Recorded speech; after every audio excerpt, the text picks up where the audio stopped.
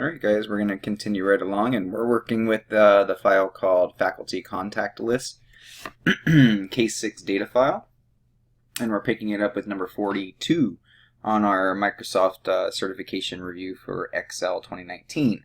On the faculty advisors worksheet, add a column named cell phone to the right of the home phone column. Alright, so to the right of the home phone column, we're going to go ahead and right click on the letter K and say insert, because it's always going to insert the new column to the right of the column that you're clicked on, and it says to the right of the home phone column, so right here is where it wants it. Alright, on the faculty list worksheet, change, so faculty list, we're switching worksheets, change the contract status table to cells, keep the formatting. So this little cell table right here, we're going to go to Table Tools Design, and we're going to say Convert to Range, and we're going to say OK. Copy cells A20 to C30 on the faculty list worksheet. A20 to C30. So A20 to C30. Alright, and we're going to copy that. Control C on my keyboard.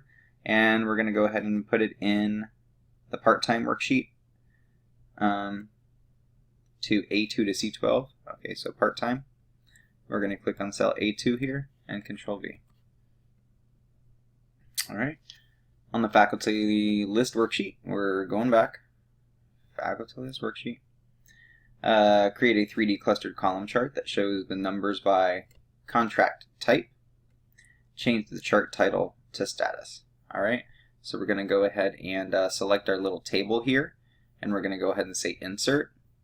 Here's our charts. It wants us to do a 3D clustered column chart, so we're going to say 3D clustered column chart that shows the numbers by contract type. Okay, change the chart title, okay, to contract status. Alright, so go ahead and type in here contract status. Boom, done. Let's see. On the faculty list worksheet, same worksheet we're on, adjust the width of columns A through C to exactly 12. A through C.